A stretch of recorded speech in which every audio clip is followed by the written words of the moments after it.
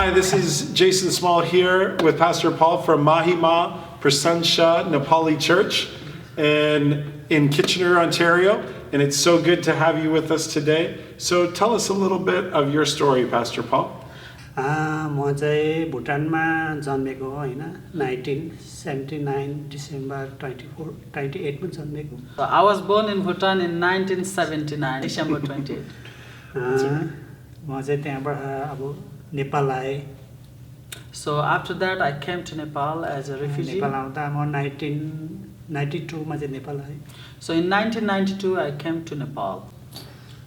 त्यसरी म त्यतै खेल्दै जाँदाखेरि मलाई 16 वर्ष हुँदा चाहिँ मलाई प्यारालाइजले भेटायो So when I was in age of 16, I was totally paralyzed. त्यहाँ म हिँड्न सकेन त्यहाँ मैले पढ्न पनि पाएन म एकदमै त्यहाँ ओछ्यानमै एकदमै सुते So I was not able to study and I was not able to do anything else because I was paralyzed and I was in the bed. अनि म त्यसरी बिताए मेरो एउटा पनि रोग थिएन प्यारालाइज थियो अनि सबै शरीरभरि घाउ थियो So I was paralyzed and after that I had wounds all over my flesh. अनि एकदम सुकेर यस्तो भएको थियो त्यसमा And I became so skinny that time because of my sickness. अनि मैले 16 वर्षदेखि 22 वर्षमा त्यस्तो जीवन बिताएँ ओछ्यानमै एकदमै सुत्ने त्यस्तो खालको जीवन So from the age of 16 to age of 22 I was like that. No.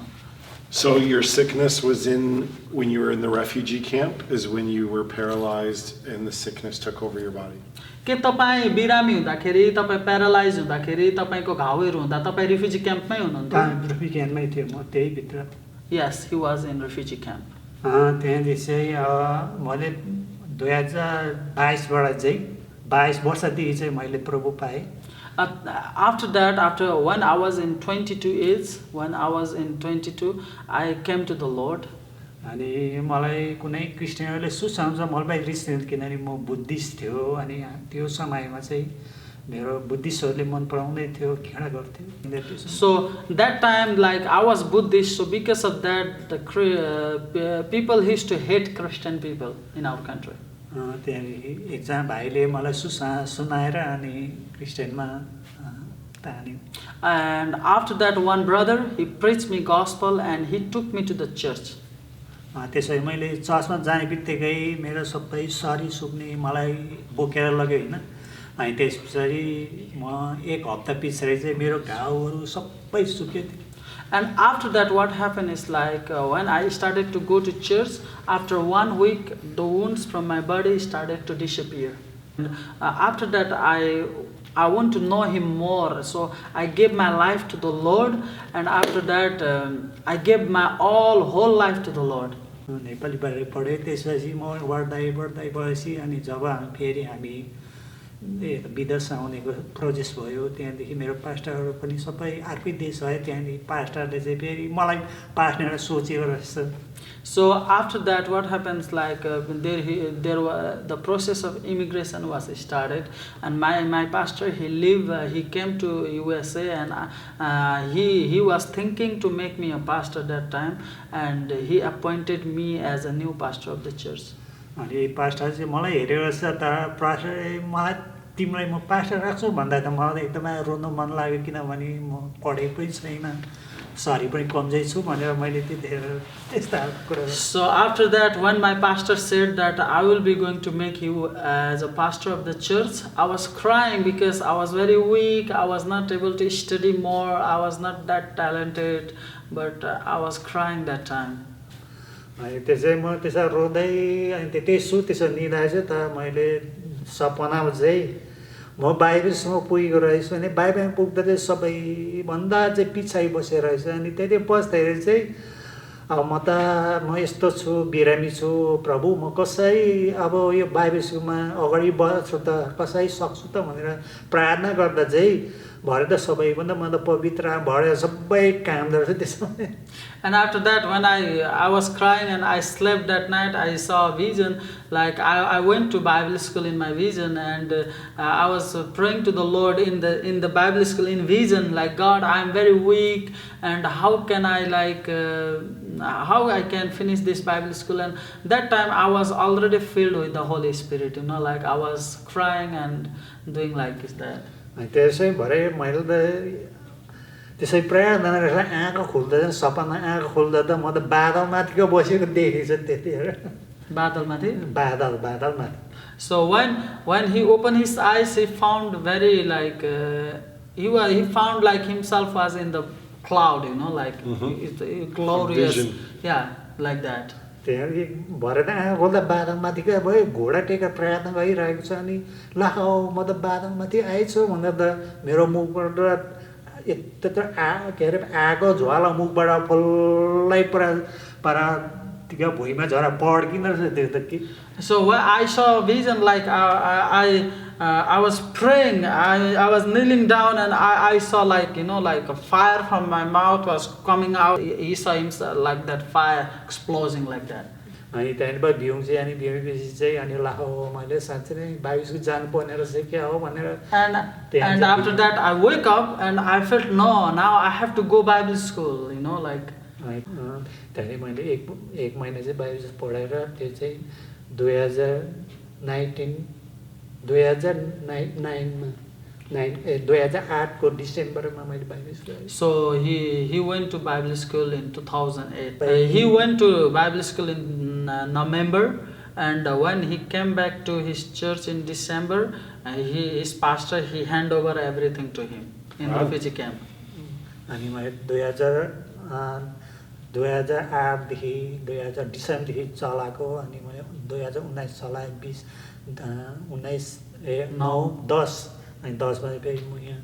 So I was a pastor in refugee camp for 2009 and 2010. I was the pastor there for 2 years. क्युबेकमा आयो अनि क्युबेक आएर मैले कुनै मण्डली ल्याएन मेरै परिवार मात्रै आएर क्युबेकमा बसेँ. So he came to Quebec, and his city is Gillette in Quebec. So he was alone in Quebec.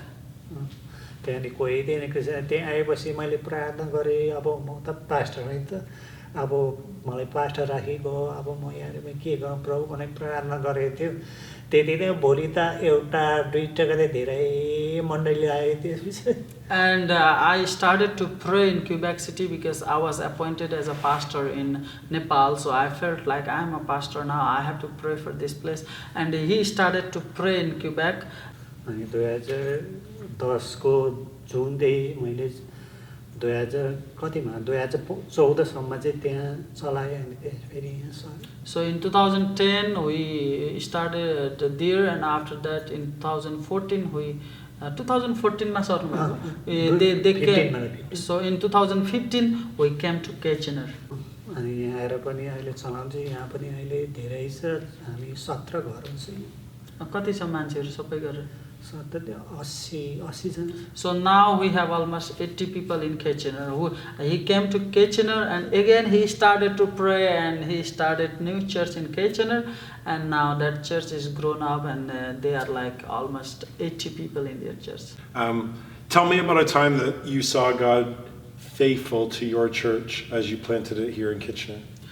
किचनमा उहाँ अब हामी त्यति प्रार्थना गर्छैन. प्रार्थना गर्दाखेरि चाहिँ अवश्य नै मान्छेहरू अब मैले सुसासुमा पर्दैन त प्रार्थनाको चाहिँ अवश्य छ कि म अहिले चाहिँ धेरै प्रार्थना जबले आफै मान्छेहरू त्यतिकै आउन सक्छ.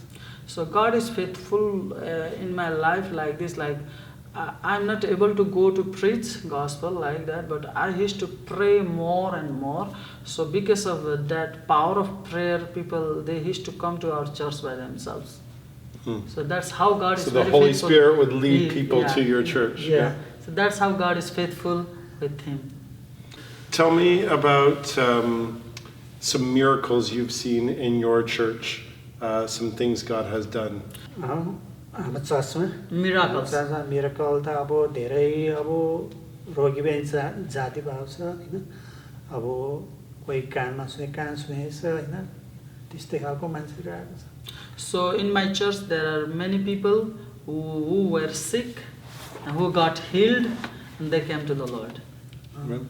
मैले पनि धेरै सँगै गरेँ नि अनि पुरा क्यान्सर यस्तो क्यान्सर हुनेहरूलाई पनि प्रार्थना गरेर जानेका अनि पुरा क्या धेरै वर्ष बहुलानेहरूलाई पनि प्रार्थना जाति पाउने कामहरू So the Lord has like healed people who had cancer and mental illness in their life in our church. Wow. Praise God. That's amazing. And you're a walking testimony of God's healing power. So तपाईँ आफै नै परमेश्वरले गर्नुभएको चङ्गाइको शक्तिको एउटा testimony हुनुहुन्छ. मेरो तपाईँ नै हुनुहुन्छ नि त तपाईँ. How are you raising up new leaders in your church? अहिले नयाँ अब कसैलाई अब भाग दिएर हैन कसैलाई वर्षिप बा कसैलाई सन्देशको बा कसै आमा साथी सहित जाउँ. So now he is giving opportunity to people to do worship in the church, to do mother fellowship in the church, to have Sunday school like children ministry in the church. That's how I am giving opportunity to people and raising up disciples and leaders. What are some needs your church would have now? अहिले चाहिँ आवश्यक चाहिँ अब भाइरसले गर्दा चर्चमा दिँदैन हैन अनि जुमबाटै हामी सिकाएको. चर्चको आवश्यकता चाहिँ के छ भनेको चर्च भवन चाहिएको छैन.